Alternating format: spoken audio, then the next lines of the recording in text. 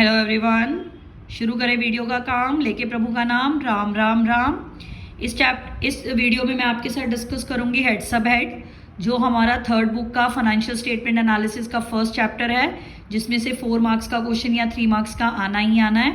कौन सा क्वेश्चन आएगा, हेड या सब हेड बताओ।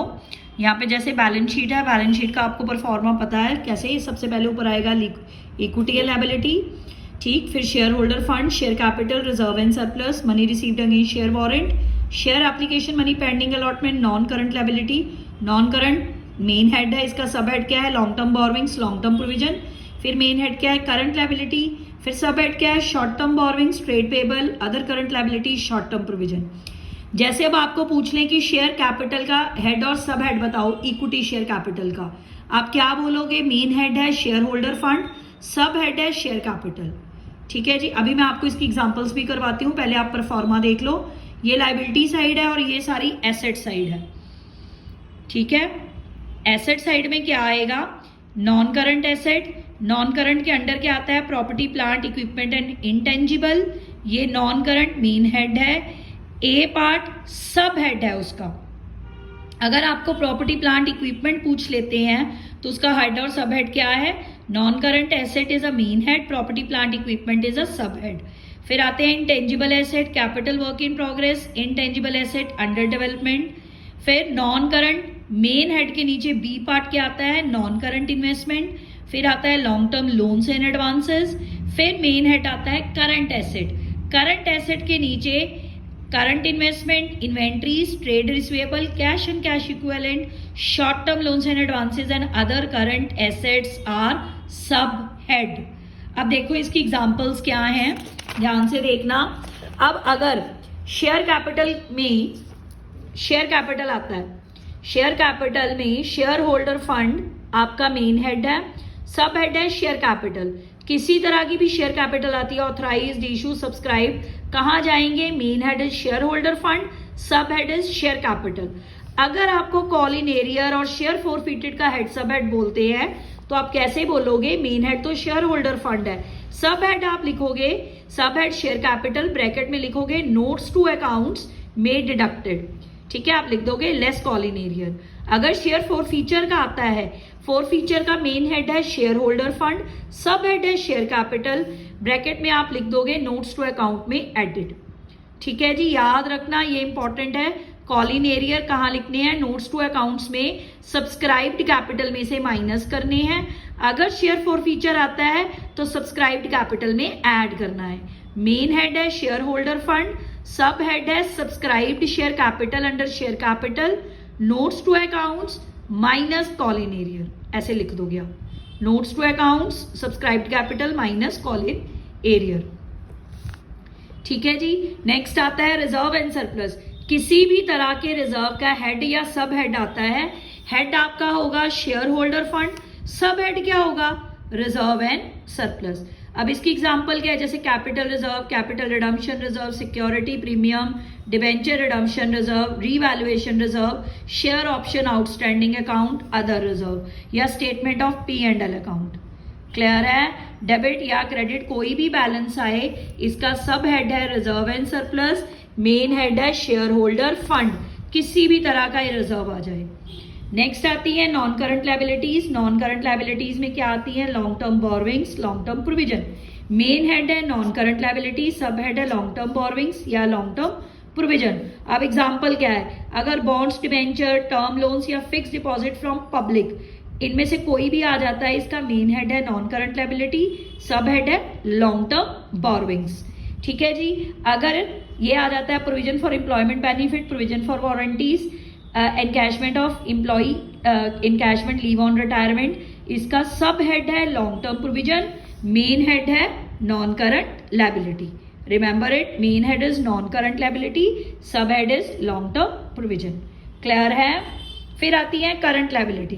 करंट लायबिलिटी आपका मेन हेड है, इसके नीचे ये क्या आती हैं, 4 चीजें आती हैं। शॉर्ट टर्म बोरोविंग्स, अगर आपको आता है लोन रीपेबल ऑन डिमांड फिर 12 months, short term deposits, other loans and advances जैसे बैंक, ओवरड्राफ्ट या cash credit, current मैच्योरिटीज of long term payable with in 12 months. अब इन चारों का सब हेड क्या है? Short term borrowings. Main head क्या है? Current S liability. Main head क्या है? Current liability. ठीक है, मेन हेड करंट लाइबिलिटी है। सब हेड क्या है? अगर बैंक ओवरड्राफ्ट आ जाता है फॉर एग्जांपल, वो पूछते हैं इसका हेड और सब हेड बताओ। Head is current liability, sub head is short term borrowings. Clear? Trade payables में क्या आता है? सन्ड्री क्रेडिटर और बिल्स पेबल। अब ट्रेड पेबल क्या है? Sub head. मेन हेड क्या है? Current liability. Other current liabilities में क्या आता है? Interest accrued but due on borrowings, interest accrued and due on borrowings, income received in advance, unpaid dividend, outstanding expenses, call in advance, unclaim dividend, unpaid matured fixed deposit, unpaid matured debenture, excess application money which is due for refund. इसमें से कोई भी item आ जाती है, जैसे उन्होंने पूछ लिया अनपेड डिविडेंड का हेड और सब हेड बताओ, आप क्या बोलोगे? सब head is other current liability, main head is current liability. Clear है? अब नेक्स्ट है short term provision. Provision for taxation, provision for expenses, provision for doubtful debt, provision for employees benefit. अब इसमें से उन्होंने पूछ लिया प्रोविजन फॉर एक्सपेंसेस का हेड और सब हेड बताओ। हेड है या मेन हेड है? Current liability, sub head is short term provision. Clear? ठीक है जी, ये आपके चार आते हैं करंट लायबिलिटी के अंदर। नॉन करंट के अंदर दो आते हैं, long term borrowings, long term provision. ये रिजर्व एंड सरप्लस है, ये शेयर होल्डर फंड है जिसमें सारी शेयर कैपिटल आती है।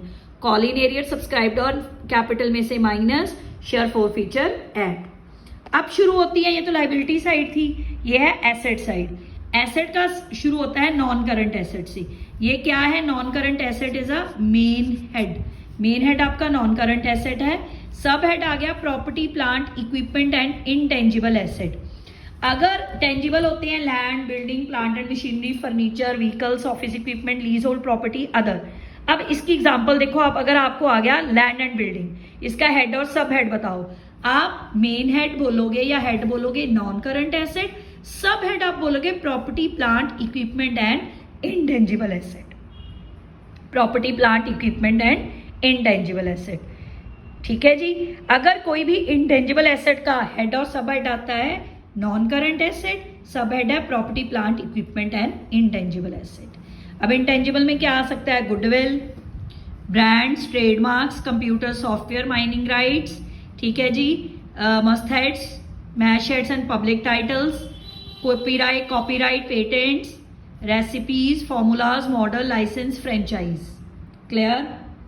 Next capital in work in progress है, ये अपने आप में एक सब हेड है। Sorry, capital work in progress का सब हेड क्या आएगा? Property plant equipment intangible, main head आएगा non current. Intangible asset under development, इसका भी क्या आएगा? सब हेड आएगा property plant equipment intangible, main head आएगा नॉन करंट एसेट। क्लियर? ठीक है जी, ये नॉन करंट एसेट थे चार। नेक्स्ट आ गई non current investment. Non current investment में दो आती हैं, trade and other investment. Trade investment का सब हेड क्या है? Non current. मेन हेड क्या है? Non current asset. अगर अदर इन्वेस्टमेंट्स भी आती हैं, मेन हेड क्या है? Non current asset. Sub head क्या है? Non current investment. क्लियर? अब नेक्स्ट आएगा, ये सारी तरह की इन्वेस्टमेंट है, चाहे प्रेफरेंस खरीदो, चाहे इक्विटी, चाहे प्रॉपर्टी, चाहे डिबेंचर, म्यूचुअल फंड, चाहे पार्टनरशिप। नेक्स्ट है long term loans and advances, सब हेड। इसके अंडर आता है capital advances and security deposits. क्या आता है? Capital advances and security deposits. इनका मेन हेड क्या होगा?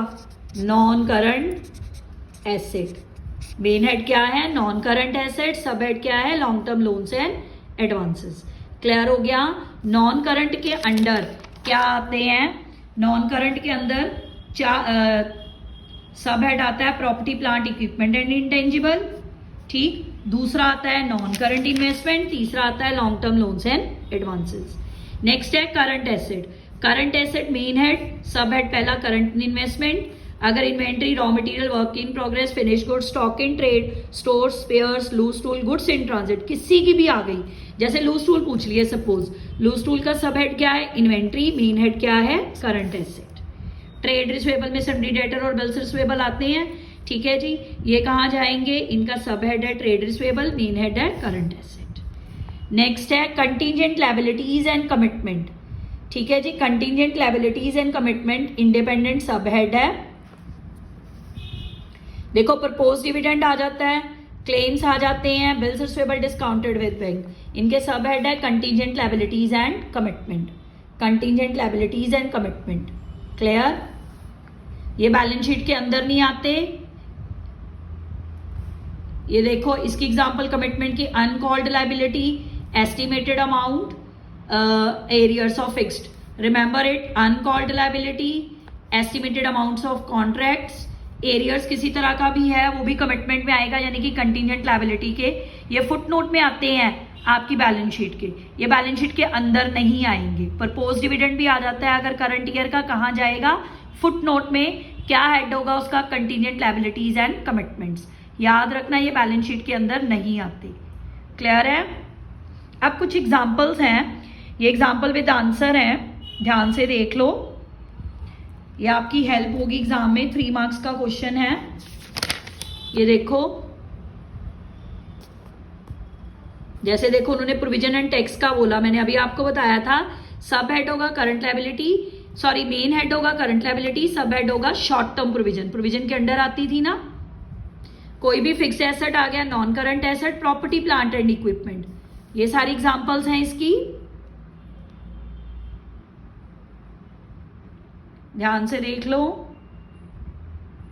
ठीक है, थोड़ी सी और है। लाइफ स्टॉक कहाँ जाएगा? Non current asset, property plant equipment में। Designs non current asset, property plant equipment में। Share capital, share holder fund, share capital. Forfeiture account कहाँ जाएगा? Share holder fund, share capital. Stores and spares inventory का part होते हैं, current asset, inventory. देखो propose dividend आ गया current year का, मैंने अभी आपको बताया ये कंटीजेंट लायबिलिटी एंड कमिटमेंट में आता है, नोट्स टू अकाउंट्स में जाएगा कंटीजेंट लायबिलिटी के अंडर, ये बैलेंस शीट के अंदर नहीं आता, याद रखना। ठीक है जी, ये कुछ एग्जाम्पल थी, ध्यान से वीडियो देखना, एग्जाम में आपकी हेल्प होगी, लर्न कर लेना अच्छी तरह। Thank you very much.